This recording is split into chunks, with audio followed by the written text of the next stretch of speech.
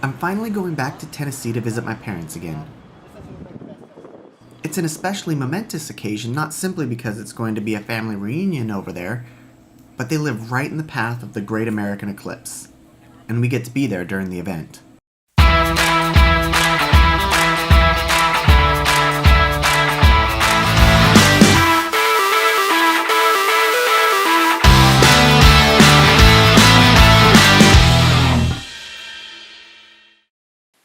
Tennessee is a beautiful place. I get to spend 10 whole days there without having to worry about anything else. On August 21st is the Great American Eclipse. A solar eclipse is going to pass over most of the continental United States. Although it wasn't planned this way, it turns out that my parents moved right into the path of the eclipse. As somewhat of a housewarming, they invited a good number of my family to experience the eclipse together. I've grown up and lived in Southern California my whole life. I've visited many places in my life and seen many different cultures. Tennessee seems foreign and comfortable at the same time. There's a sense of freedom all around. Being away from metropolitan areas closer to nature, laws and time schedules seem much more relaxed. The people here don't seem to be in any hurry to go anywhere and are likely to strike up a friendly conversation if you so much as smile at them. As I've said before, my parents always wanted to live somewhere where they could own land. They looked at many other places before settling here. My parents love it here, in their home on the lake. We moved to Tennessee for a lot of different reasons, but I've always wanted to move back to the country. When I was a teenager, I lived in Canada in the country for a couple of years, and I really love just the nature, the scenery, and all that. But mostly, I just love being out here, and I really wish I could have brought up all you kids in this area. What my mom really loves most, though, is when all of her sons are under the same roof again. So, there's something I've left out during this series. Someone. You see, I have three younger brothers. My youngest brother, Jason, my brother and team member, Ricky, and I have a brother that is a year and a half younger than me named Colton.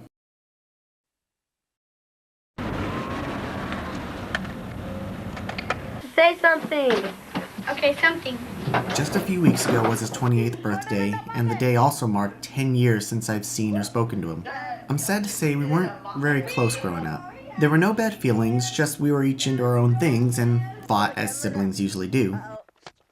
He became close to another family in high school. Hung out often with them most days. After he turned 18, he started hanging over at their house for a few days at a time. Then he stopped returning calls. Then one day they moved. No word from him. Don't know where he is. He did contact me twice after he turned 18. An email on Halloween and a happy birthday when I turned 21. I didn't respond. The whole thing wasn't much to me at the time, but it grieved my parents. And that made me angry. He got it in his head that my parents had wronged him in some way.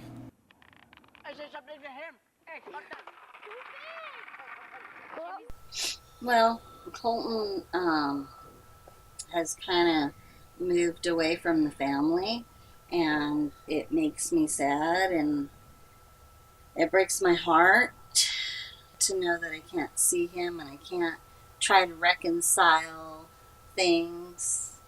But I really wish he knew how much I loved him and I missed him, and I loved him dearly, and I still love him, and I would take him back any moment he could walk in my life, and I would be just as excited to see him.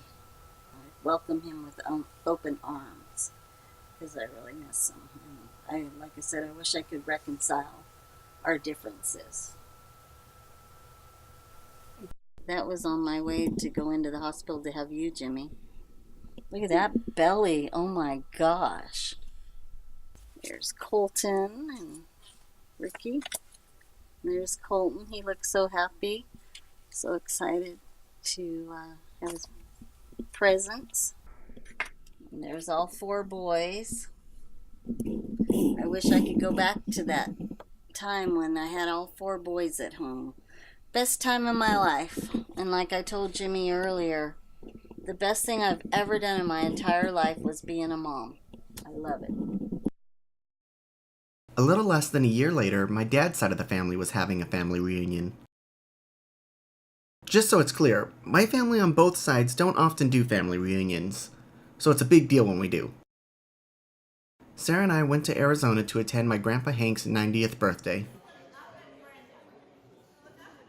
It was a great few days, but it was clear that a member of the family was missing.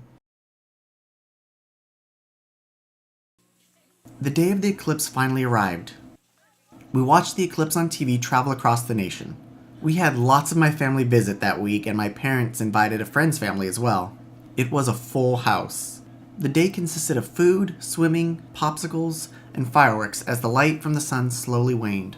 When it finally came time, we all sat and watched the sun disappear behind a curtain of black, leaving just an outline of its glare. It was really surreal. A black spot sits in the darkened sky with hints of light at the horizons. I realized something in these moments. This may be the only time in my life I will see a total eclipse. I kept filming and taking pictures, but they will never do it justice. You just can't capture moments like this. The pictures, the video, are simply but a shadow of the whole event, giving you an idea but not truly showing it. A few moments later, the sun showed itself once again, and within seconds, it was over. Light was back with very little evidence that the eclipse even occurred.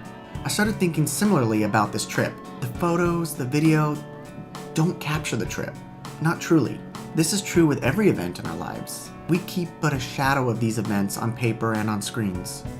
But the real events come and go, and exist truly only in our memories.